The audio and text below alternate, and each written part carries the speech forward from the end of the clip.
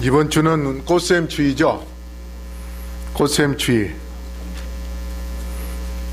여러분, 왜 꽃샘추위가 옵니까?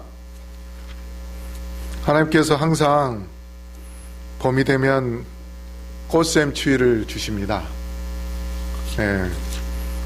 봄에 바람을 아주 세게 불게 하셔요. 날이 풀려서 좀 좋다 할 때 찬바람이 막 부니까 추워서 다시 또 속으로 들어가죠.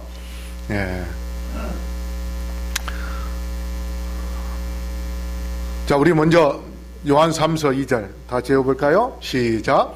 사랑하는 자여, 내 영혼이 잘됨 같이 내가 범사에 잘되고 강건하기를 내가 간구하노라. 오늘 우리 노희원 자매의 친구죠. 자, 친구 아닌가요? 아는 언니가 우리 교회에 왔습니다. 우리 박수로 좀 환영할까요? 우리 교회에서 키가 제일 큰 사람인 것 같아요. 피아노 반주도 잘하고. 그러네요.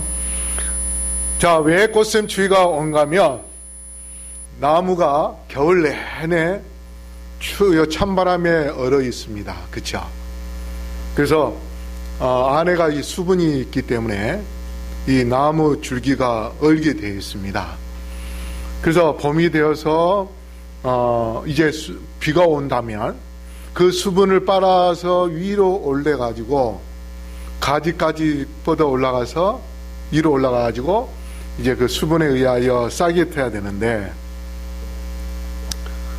이 얼려 있는 상황이라 아무리 펌프질을 해도 그 안에가 막히면 들어갈 수가 없습니다. 지나갈 수 없어요.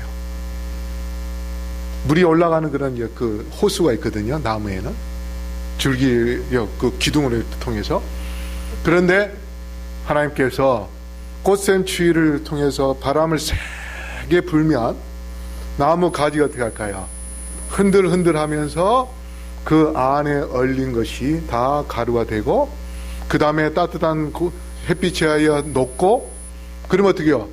빨리 수분이 그 줄기를 통해서 가지로 뻗어나가 가지고 싹이 트고 꽃이 피도록 하기 위하여 꽃샘추위를 주신 겁니다. 그래서 이렇게 따뜻하다 갑자기 추워 하면서 짜증낼 게 아니라, 그 꽃샘추위가 불 때는 하나님께서 나에게 아름다운 꽃을 빨리 보여주시기 위하여 이렇게 추위를 주시는구나. 그래서 오히려 뭐 해야 될까요? 감사해야 됩니다. 그러면 감사하는 마음을 가지면 여러분이 예쁜 목련꽃을 빨리 보게 될 것이고, 개나리꽃도 빨리 보게 될 것이고, 또 벚꽃도 더 빨리 보게 될 것입니다.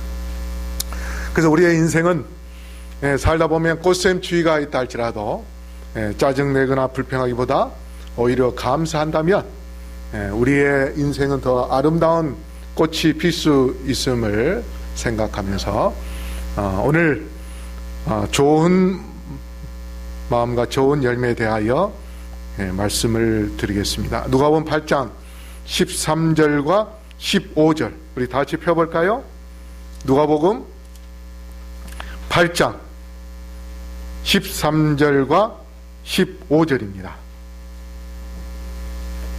신약성경 마태, 마가, 누가 있죠? 누가복음 8장 13절 15절 14절만 빼고 두 절만 읽겠습니다. 시작. 바위 위에 있다는 것은 말씀을 들을 때에 기쁨으로 받으나 뿌리가 없어 잠깐 믿다가 시험을 받을 때에 배반하는 자요. 좋은 땅에 있다는 것은 착하고 좋은 마음으로 말씀을 듣고 지키어 인내로 결실하는 자니라. 자, 여기에 바위 위에 있다는 것, 씨 뿌리는 비유에서 바위에 떨어지고 가시 덤불에 떨어지고 옥토에 떨어지는 세 가지 종류의 신앙의 모습을 보여주는 것인데, 바위 위에 떨어지는 것은 뿌리가 없기 때문에 시험을 받으면 바람 불면 그냥 휙 날아가 버립니다. 그리고 좋은 땅에 있다는 것은 착하고 좋은 마음, 착하고 좋은 마음을 가질 때에 그 마음에 씨가 떨어지면 엄청난 그런 열매를 맺게 되는데, 바로 얘기해 보십시오. 돌짝 위에, 바위 위에 떨어진 것은 뿌리를 제대로 내리지 못해서 뿌리가 위에 가지가 커버리면 결국은 쓰러지게 되어 있습니다. 그러나 옥토에 내리는 그 뿌리, 자, 우리 돌짝밭에 대하여 다시 한번 우리 한번 마가복음 4장 16절 17절 말씀을 볼까요? 누가복음 앞에 책 마가복음 4장 16절과 17절, 우리 청년들 좀 읽어주시겠어요? 마가복음 4장 16절 17절 시작.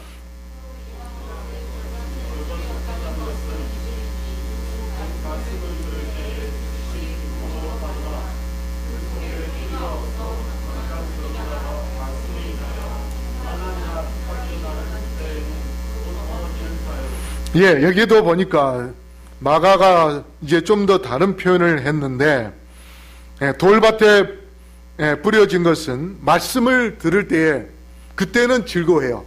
아, 그렇구나. 그런데 일어서 버리면 어떻습니까? 일어서는 순간 오늘 말씀 들었던 걸 다 그 자리에다 놓고, 자기가 앉은 자리에다가 말씀을 다 내려놓고 나갈 때는 뭐예요? 나갈 때는 말씀을 언제 들었냐듯이 나가서 세상 사람과 똑같이 사는 것, 그게 바로 돌짝밭에 뿌린 씨와 같다. 여러분은 어떻습니까? 여러분은 말씀을 듣고 그 말씀을 기억하고 나가십니까? 아니면은 다 내려놓고 나가십니까?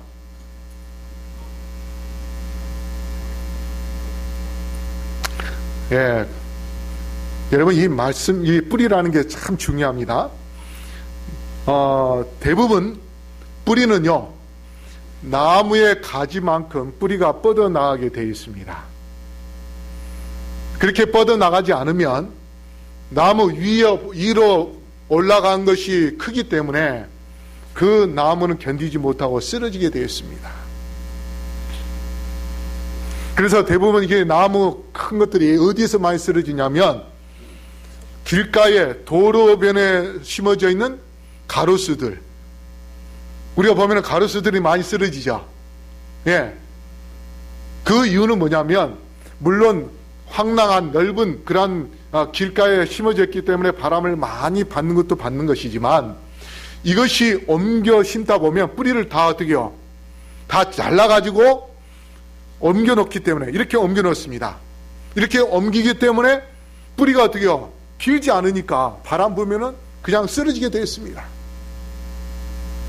그래서 말씀의 뿌리를 내린다는 것은 우리의 신앙이 평탄하지 않기 때문에 어떤 어려움이 있어도 무너지지 않기 위하여 우리가 하나님의 말씀을 듣고 그 다음에 그 말씀대로 실천하기 위해서 우리가 하나님의 능력의 손을 붙잡고 기도하며, 하나님, 제가 오늘 받는 그 말씀을 통하여 나의 삶 속에서 적용이 되고 그 다음에 나의 믿음의 뿌리가 깊이 내려앉도록 도와주십시오. 그렇게 우리가 기도한다면 영적으로 어떤 태풍이 우리에게 몰아친다 할지라도 우리는 결코 그 태풍에 쓰러지지 않습니다. 여러분, 이 태풍은 우리에게 물론 집도 무너뜨리고 그 다음에 여러 재앙이 있고 그리고 사람도 죽이는 그러한 일도 있지만은, 사실상 태풍에 의해서 유익을 받는 그러한 것들이 엄청나게 많습니다. 물이 부족한 나라에는 태풍이 불므로 인하여서 태풍이 한번 어마어마하게 그 양을 끌고 가기 때문에 그냥 순식간에 물이 해결이 됩니다. 제가 지난 가을에 저희 처가에 행사에 있어서 갔는데, 제 처남이 식당을 해요. 근데 식당인데 물이 안 나와가지고 영업을 못할 그런 상황이 되었어요. 대천댐이 물이 다 말라버린 겁니다. 그래서 이것이 큰 물이 안 오면, 비가 안 오면 저쪽에 대전에 있는 대청댐에서부터 물을 끌고 와야 된다는 거예요. 그렇게 작업을 하려면요 수백억이 든다는 것입니다. 그런데 태풍이 한번 몰아치면 어떻게요? 수백억이 그냥 순식간에 해결되는 것입니다. 그 다음에 하늘의 공기를 맑게 해줍니다. 막 회오리 바람 칠 때 이 바람이요 어떻게 치냐면 시계 방향으로 바람이 붑니다. 그렇게 하면서 몰고 가기 때문에 더러운 공기들을 다 물에 의해서 씻어 내려가고 그 다음에 날려버리고 그렇게 흩으면서 공기를 맑게 해주고, 그 다음에 바닷물의 산소량을 풍부하게 해주고, 적조 뜨거운 바람이 물이 있으면 물이 어떻게 됩니까? 붉은 피처럼 변해버려요. 그래가지고 고기가 죽습니다.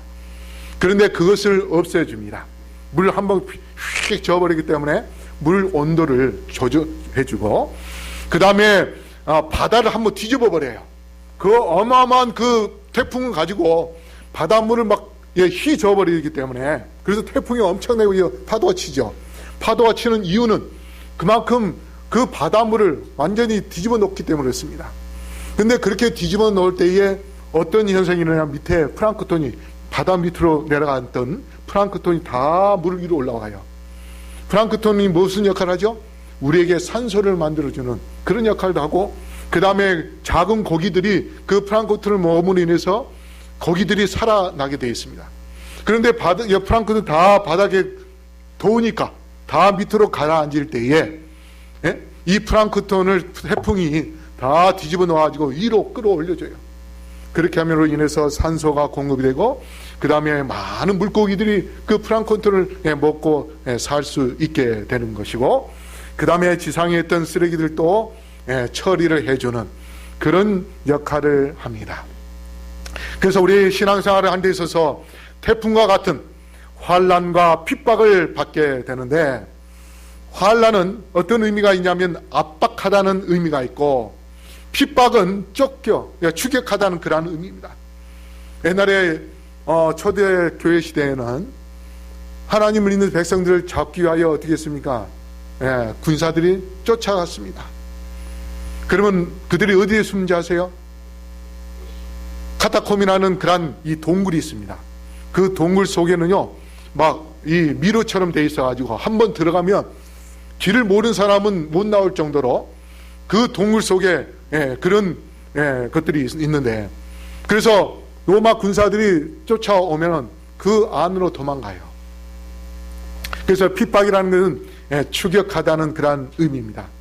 그래서 우리는 어떤 압박과 어떠한 핍박이 있다 할지라도 잽싸게 순발력을 갖고서 피한다든가, 그 다음에 하나님을 의지하는 그런 믿음을 갖는다면 우리는 그러한 압박과 추격 속에서도 견뎌내면서 승리할 수 있는 그러한 축복을 경험하게 될 것입니다.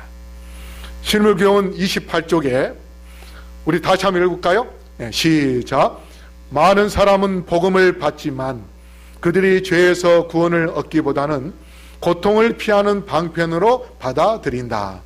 그들은 종교가 저희를 고난과 시련에서 벗어나게 해줄 것이라는 생각으로 얼마 동안 기뻐한다. 그들은 생활이 순조롭게 진행되는 동안은 진실한 그리스도인처럼 보일지 모르나 풀물불의 연단과 같은 어려운 시험을 받게 될 때에는 엎드러지고 만다. 여러분, 전 세계에서 지금 가장 복음이 잘 전파되는 나라가 어딜까요? 어떤 지역일까요? 아프리카입니다. 아프리카의 잠비아 같은 경우는 우리 교회 교인이 인구가 2천만 명이 좀 넘는데 우리 교인이 100만 명이 넘습니다. 그 다음에 탄자니아도 뭐 한 70만 명이 되고, 그 다음에 그 근방의 나라들이 대부분 우리 교회 교인이 굉장히 많습니다. 제가 아프리카 한번 가보니까 한 3명 중에 1명은 우리 교인을 만나요. 길가에 가다가 어드벤티스트냐고 물으면 아니요. 그 두 번째 아니요. 세 번째는 뭐예요? 예스. 그렇게 이야기할 정도예요. 길가에 가다 보면 우리 교인들이 굉장히 많이 만나요. 짐바브웨와 잠비아 국경에 이미그레이션 보는 그런 사무실이 있는데 거기에 우리 교인이 10명 중에 5명이 우리 교인이고 잠비아 공항의 3분의 1이 우리 교인입니다. 직원이. 잠비아 공항에서 일하는 직원이 굉장히 많은데 거기에 3분의 1이 우리 교인이고 그 다음에 루사카라는 수도에는 1km마다 우리 교회가 하나씩 있습니다. 그 연합회장님이 우리를 소개를 해주는데 차로 몰고 다니면서 교회를 실제적으로 보여주는 거예요. 여기가 우리 교회고 또 1km 정도 가면 또 여기가 우리 교회라고 하면서 다 실제적으로 보여주는 겁니다. 그렇게 복음이 잘 들어간 이유가 왜 그렇습니까? 가난하기 때문에, 힘들기 때문에 하나님의 축복을 의지하여 신앙을 하는 것입니다. 그런데 교회 다닌다서 하나님께서 막 부자 되게 해주십니까? 먹을 걸 막 풍부하게 막 쏟아주십니까?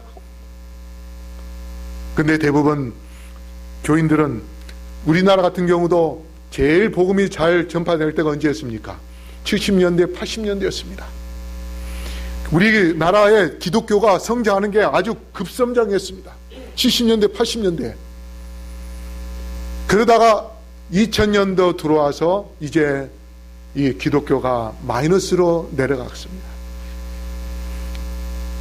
2005년도에 인구조사를 해봤더니 기독교인이 몇 명이 교회를 떠났냐면 450만 명이 떠났어요. 이제 살만하니까 떠나는 겁니다. 영국 같은 경우는 옛날 스펄전 시대에 이 교회가 막 가득 찼습니다. 대형 교회 같은 경우는 10,000명 넘을 정도로. 그렇게 큰 교회들이 지금은 교인이 없어서 지하에다가 이 볼링장 세를 주고 그것도 안 되니까 캬바레 그 다음에 술집 그런 데다가 교회에서 세를 주어가지고 운영을 하는 유지해 나가는 그런 교회들이 많이 있다 그래요. 그래서 이 사람들이 신앙하면은 하나님께서 어려움 없이 편안한 가운데 복을 주실 것이라는 그런 생각에 의해서 들어왔다가 어려움을 겪으면 떠나는 그런 것은 어떤 물질적인 것을 생각하면서 신앙을 갖기 때문에 그렇습니다. 그러나 정말 진정으로 하나님을 사랑하고 하나님을 위하여 충성을 다하며 하나님께 영광 돌리고자 하는 그러한 신앙을, 그런 마음으로 신앙을 할 때는 정말 우리는 어떤 어려움이 있다 할지라도 엎드러지지 않고 정말 주님께 더 가까이 나아가는 그러한 믿음의 삶을 살 수 있게 될 것입니다.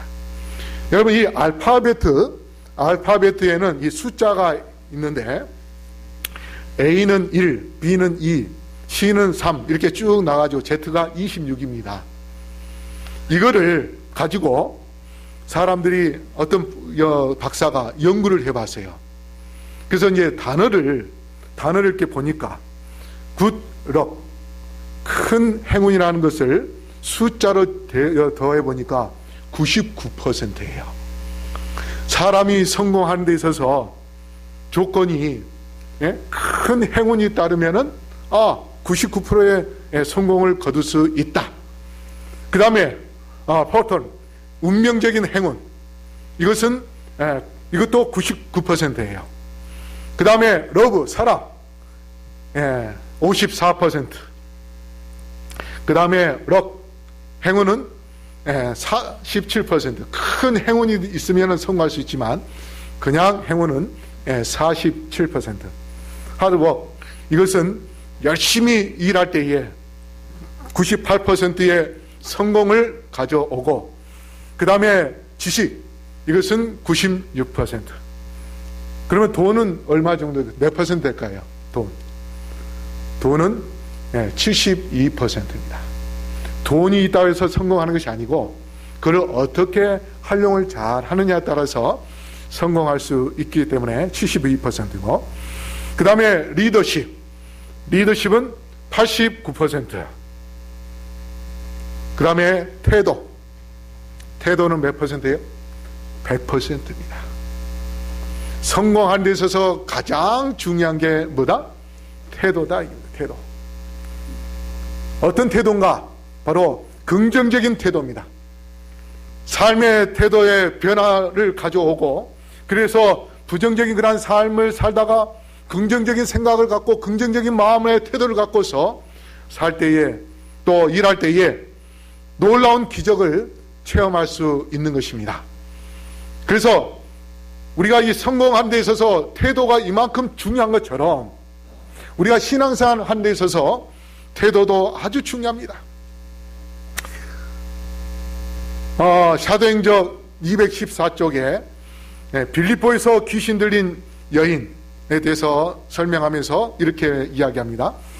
그들은 사단의 세력에서 해방된 여인을 보았고 그 여인의 용모와 태도의 변화에 충격을 받았다. 자, 예수님을 믿지 않았을 때는 사단의 지배하에 살던 그러한 삶, 그런데 예수님을 만나고 예수님의 능력에 의하여 용모와 태도가 변화가 일어난다면 그것으로 인하여서 이루어질 수 있는 그러한 영향력은 그 한 사람뿐 아니라 그 사람에 의하여 많은 사람들에게도 영향이 미쳐지게 되어 있습니다. 삶의 변화를 가져오는 그러한 삶을 통해서 그 사람의 영향력은 참으로 비교할 수 없는 그러한 어마어마한 영향력을 발휘할 수 있습니다. 우리 김공자 집사님 이야기에서 좀 그렇긴 한데, 옛날에는 예배 끝나자마자 도망가가지고 항상 등산복도 딱 입고, 예배 끝나자마자 가서 산에 가서 등산하고 그렇게 했다가 예수님을 믿고 난 다음에 영혼 구원을 위하여 헌신하는 그러한 그 변화, 그런 태도의 변화가 사람들에게 충격을 줬는데, 이로 인해서 이 빌립보에 교회가 생겼고, 또 이걸로 인하여 바울과 실라가 어디에 갇혔습니까? 감옥에 갇혔죠. 그런데 지진이 일어나서 간수장이 목을 자살하려고 했어요. 도망간 줄 알고. 그러나 바울이 도망가지 않았다고 했을 때에 간수장이 자기 집으로 바울과 실라를 초청을 해가지고 가족들과 함께 복음을 듣고, 그 다음에 그곳에서 예수님을 믿는 그러한 역사가 일어났습니다. 그래서 거기서 유명한 말씀이 뭐가 나와요?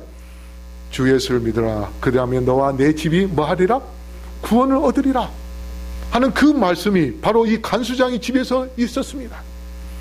오늘날 그 성경절이 전 세계에 정말 많은 사람들에게 예수님을 믿을 때 나뿐 아니라 나의 가족들도 구원을 받을 수 있다는, 그래서 내 한 사람이 단순하게 예수님을 믿는 그거 듣고 그냥 그것으로 끝나는 것이 아니라 내 자신이 예수님을 믿고 나의 삶이 변화되고 태도가 변화되는, 그랬을 때에 내 자신뿐 아니라 나와 누가 구원을 받는다고요? 내 가족이 구원받는다는 그 말씀처럼 나의 태도의 변화에 의하여 나의 가족들에게, 이웃들에게 미치는 그 영향이 엄청나게 크기 때문에 주 예수를 믿으라. 그래야만 너와 내 집이 구원을 받는다는 그 말씀이 성취될 수 있는 것입니다.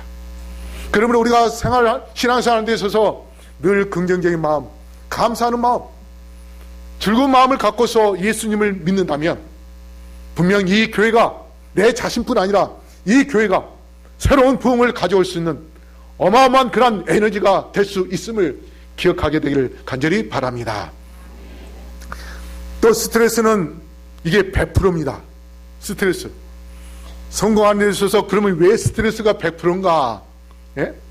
이해가 안 될 수도 있죠. 자, 배가 배의 역할을 다하게 하는 데 있어서 뭐가 필요하냐면 파도도 필요합니다. 예? 파도가 있으면 물론요, 엄청나게 또 힘들 수도 있지만, 여러분, 이 파도가 있다는 것은 뭐가 있어요? 바람이 있어요. 옛날에는 바람이 없으면 배가 갈 수 있어요? 없어요? 노로 저으면 물론 갈 수 있었지만 돛담배는 어때요? 바람이 불어야 갈 수 있었습니다. 그러니까 바람은 돛담배를 가게 해주는 그러한 역할도 할 뿐 아니라 바람이 불므로 인해서 파도가 또 칩니다. 근데 때로는 파도가 적당하게 파도가 치면은 그 파도만 잘 타면 어떻습니까?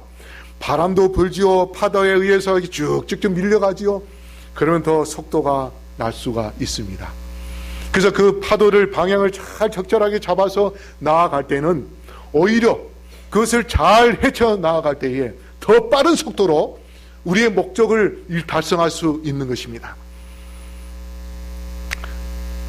그래서 삶에서는 때로는 스트레스가 보약이 될 수도 있습니다. 자, 왜 그런지 아세요? 여기 한번 보세요. 이제 횟집에서 오징어를 동해 바다에서 이제 서울로 용산으로 옮겨 오려면은 이 물통에다가 바닷물을 담가 놓고 그리고서는 오징어를 집어넣습니다. 그런데 이제 그 오징어가 움직이지 않고 대부분 오징어는 가만히 앉아있는 습성이 있대요. 그러다 보면은 이 바다 그 물을 담아놨기 때문에 염분이 어떻게 할까요? 밑으로 이렇게 가라앉겠죠. 그래서 밑에가 짜서 이 오징어가 그걸 견디지 못하고 운송하는 중에 죽는 경우가 많이 있답니다. 그래서 오징어를 죽이지 않고 살려서 옮길 수 있는 방법은 뭐냐? 개 한 마리를 집어넣는 거예요. 그러면 이 개가 오징어를 어떻게요? 잡아먹으려고 물려가면은 오징어가 그 눈을 뜨고 놀래가지고 어떻게? 헤엄치고서 막 도망가요. 그러면 계속해서 오징어가 헤엄치면 어떻게 합니까? 바닷물이, 염분이 계속해서 수분을 유지해가지고 그 염기가 유지되어서 옮기는 과정에서 한두 마리는 죽을 수는 있지만 다 죽지 않는 거예요. 그래서 적당한 스트레스가 있어야 어떻게 해요? 오징어가 움직여가지고 전체가 다 사는 겁니다. 때로는 우리가 신앙생활 하는데 어렵고 힘들 때에 어떻게 합니까? 무릎을 꿇게 돼 있죠. 편안하면 어떻습니까? 무릎을 안 꿇어요. 교회도 빠지려고 그래요. 돈 버는데 재미가 있으니까. 그래서 마지막 때에 마귀가 교회에 빠지게 하는데 제일 중요한 것은 뭐냐? 돈을 많이 벌게 해준다는 겁니다. 그럼 돈 맛을 알면 어떻게 해요? 교회에서 떠나가는 거예요. 그래서 적당한 스트레스는 우리를 정신을 차리게 하고 깨어 기도하게 하는 겁니다. 여러분, 이 선인장을 보십시오. 선인장은 밤에 꽃이 핍니다. 근데 밤에 꽃이 피는 이 선인장의 꽃에는 향기가 아름답게 난다 그래요. 그래서 우리가 인생에 있어서 밝은 햇빛이 있을 때에 아름다운 꽃이 피는 것이 아니라 어둡고 힘들 때에 그 힘든 과정 속에서 고난 속에서 예수님을 의지하고 예수님을 사랑함으로 인하여 더 아름다운 믿음을 소유하게 되고 그 아름다운 믿음을 통해서 하나님께서는 우리에게 뭐예요? 축복을 주시는 것입니다. 아름다운 꽃이 피게 하고 아름다운 품성을 소유하게 할 것입니다. 그래서 누가복음 8장 15절에 좋은 땅에 좋은 마음으로 우리에게 결실을 맺게 해주는데, 자, 한 번 어느 수도사가 이제 흙을 고르면서 정원에서 일을 하고 있는데 수도원에 들어온 지 얼마 안 되는 아주 젊은 수도사가 있는데 이 수도사가 교만해요. 그래서 나이 든 수도사가 그 젊은 수도사에게 뭔가 깨우쳐 주기 위하여 단단한 흙 위에다가 물을 주라고 했습니다. 물을 주니까 흙이 워낙 단단하니까 밑으로 흘러내려간 것이 아니고 빠져내는 것이 아니고 이 물이 옆으로 다 빠져나가 버린 겁니다. 그래서 이 수도사가 아이 선배님, 제가 이렇게 물을 주는데 물이 다 옆으로 빠져나가 버리네요. 그렇게 이야기했어요. 그러자 이 선배 수도사가 망치를 가져와가지고 그 땅을 막 때렸습니다. 단단한 흙을 때리니까 어떻게 돼요? 부서졌어요. 그러고 난 다음에 물을 부으니까 어떡합니까? 물이 아주 잘 들어가는 거예요. 우리의 마음에도 이 돌같이 단단한 그런 교만한 마음을 갖고 있으면 하나님의 말씀을 아무리 좋은 말씀을 부어줘도 어떻게요? 받아들이지 않습니다. 그 말씀을 다 어떻게요? 옆으로 새내버려요. 한쪽 귀로 들어서 한쪽 귀로 나가는 것입니다. 어느 집사님이 항상 그 이야기예요. 예? 하나님께서 왜 두 귀를 주는가? 귀 두 귀를 주는가? 예? 한쪽 귀로 듣다 한쪽으로 흘려라고 주는 것 아니냐? 그래서 나쁜 소리는 다 한쪽 귀로 듣고 한쪽 귀로 흘려버리면 된다. 근데 교만한 사람은 하나님의 좋은 말씀도 어떻게요? 한쪽 귀를 듣고 한쪽 귀를 다 흘러 빼버리고서 나갈 때는 빈 터터리로 그렇게 나가는 겁니다. 그러나 교만한 마음이 고난의 망치로 두들겨 패서 그 교만한 마음을 완전히 부숴버릴 때에 하나님의 말씀을 받으면은 그 순간 어떻게요?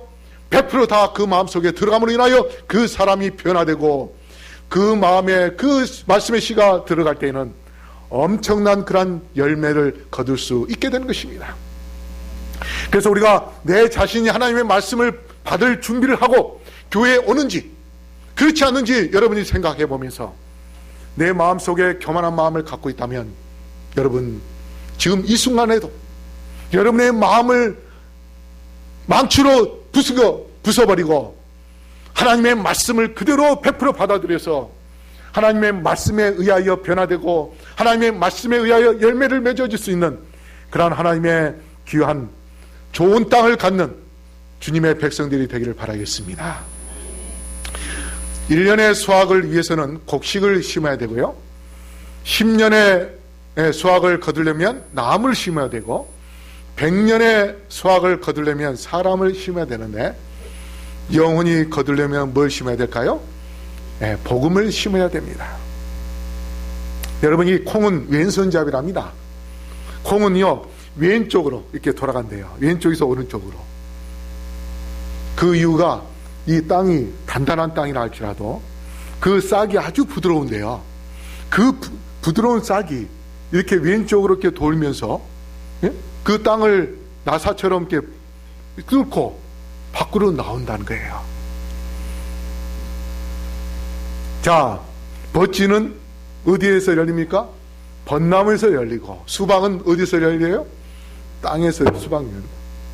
만약에 버찌 나무에서 수박이 열린다고 생각해 보십시오. 큰 수박이 커지기도 전에 어떻게 될까요? 그 옆에 지나가면 밑으로 지나가면 그냥 떨어지는 순간 머리에 떨어진다면 온통 그래서 하나님께서 작은 열매들은 나무에서 열게 하셨고 큰 수박이나 호박들은 어떻게요?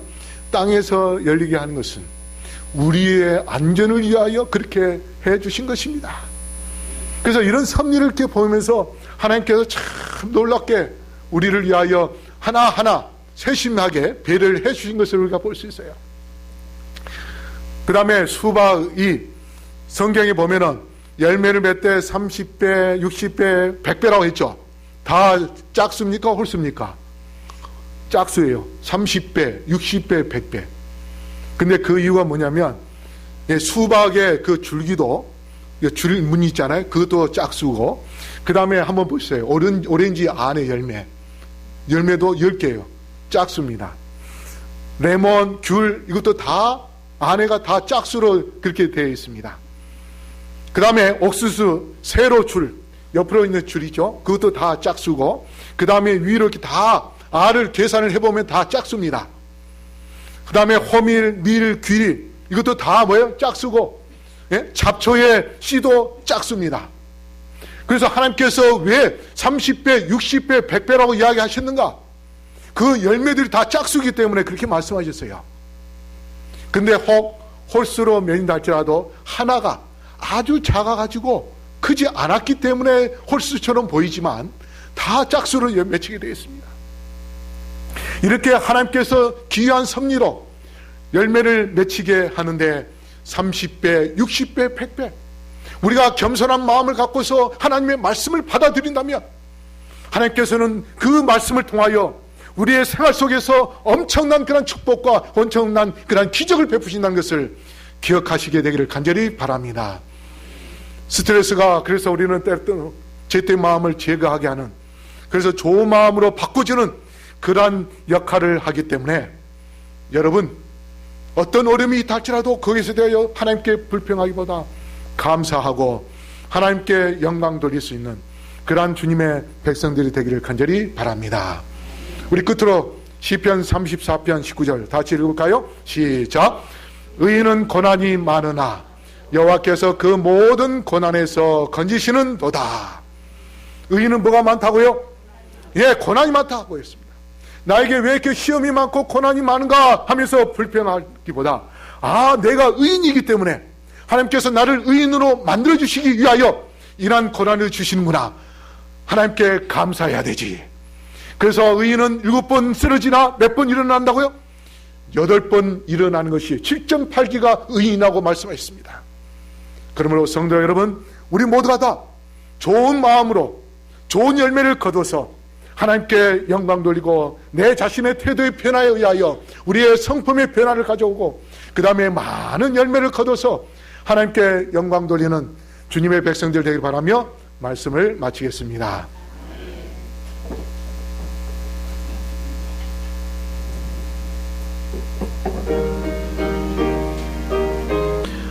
사랑의 아버지 하나님, 오늘 저희들이 좋은 땅에서 많은 열매를 맺힘을 다시 한번 깨달았습니다.